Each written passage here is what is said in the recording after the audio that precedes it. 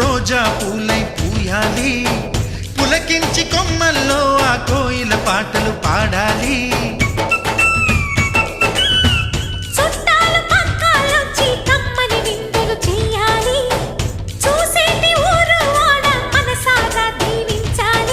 నలుగురు కలిసి చేతులు కలిపి మన కలలన్నీ పండించాలి.